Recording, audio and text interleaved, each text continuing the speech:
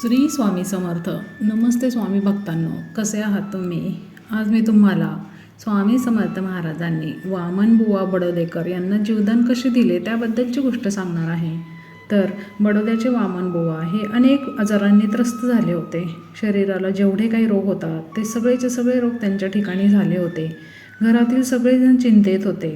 अनेक डॉक्टर वैद्य यांचे उपचार चालू होते, परंतु मूळव्याध आणि संधिवात याने त्यांचे सर्व शरीर जखडले होते. ते स्वामींचे निस्सीम भक्त होते, म्हणून या आजारपणात सुद्धा स्वामींची सेवा ते करीत होते. आता वाचण्याची आशाच नाही, म्हणून त्यांनी त्यांच्या भावाकडून समर्थांकडे विनंतीवजा एक पत्र पाठवले. पण त्यांचे काहीच उत्तर आले नाही, म्हणून ते वाट पाहत होते. भेटायला येणारा प्रत्येकजण त्यांना वेगवेगळे दैवी उपाय सुचवत होते, परंतु त्यांचे स्वामींच्या चरणी भक्ती असल्यामुळे स्वामी नामस्मरण त्यांनी चालूच ठेवले होते.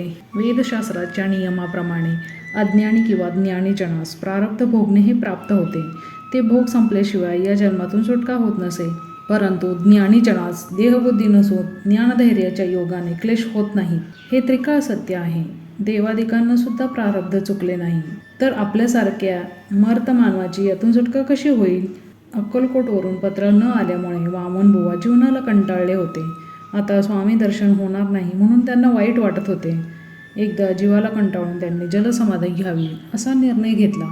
एका रात्री ते घरातील सर्व मंडळी झोपले असताना हळूच काठीच्या आधाराने घराबाहेर पडले व तेथील जवळच्याच सूरसागर नावाच्या तलावाकाठी गेले. आता स्वामींचे स्मरण करून ते उडी टाकणार इतक्यात स्वामी समर्थांनी प्रत्यक्ष येऊन त्यांचा हात धरून त्यांना मागे खेचले व 2 चपकार गालावर मारून म्हणाले, शहाण्या गाढवा, आयुष्य बाकी असताना का मरतोस?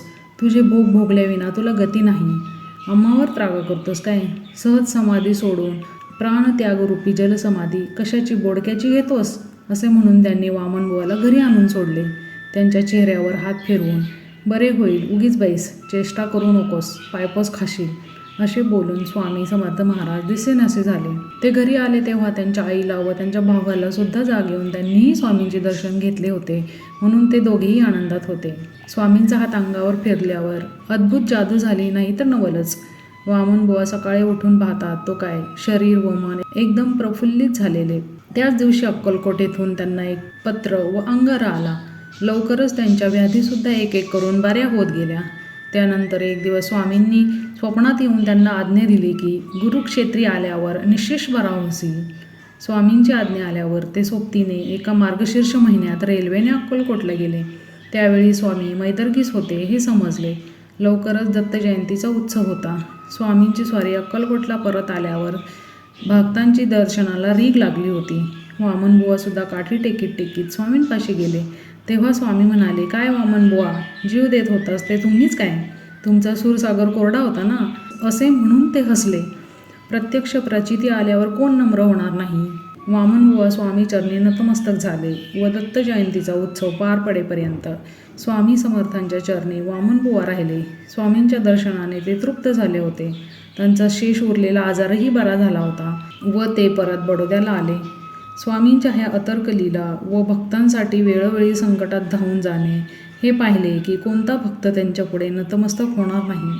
अशक्य ते शक्य करतील स्वामी. धीर सोडू नको. भोग संपतील, दिवस येतील, आनंद गवसेल, स्वामी कृपाही लाभेल, हे प्रत्येक भक्ताने लक्षात ठेवावे व स्वामी चरणांना अंतर देऊ नये. तात्पर्य काय तर, भोग अंधार समता प्रकाश येईल, संत कृपा होता सुख शांती मिळेल. श्री स्वामी समर्थ. आपल्या स्वामींच्या अशाच नवनवीन गोष्टी ऐकण्यासाठी आपल्या स्वामी साथ या चॅनलला लाईक करा, सबस्क्राईब करा, शेअर करा आणि कमेंट करा. श्री स्वामी समर्थ.